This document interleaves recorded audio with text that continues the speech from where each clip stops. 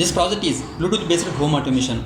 Here hardware connections are Arduino and its data board along with power supply, 16x2 LCD, Bluetooth SG05 connected to Arduino UART port. Here AC bulb and DC fan, DC 12 volts light controlled by relays which are connected to Arduino digital pins. Now power on this.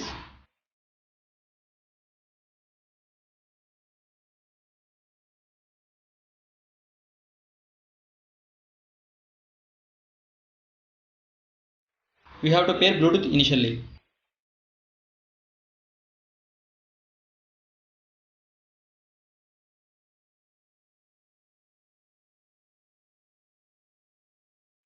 It is asking password. Password is 1234.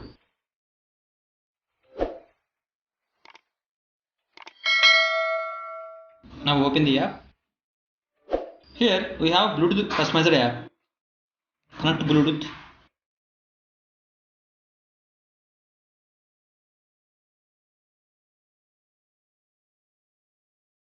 We can control LEDs, AC bulb and DC fan using this app by pressing respective buttons.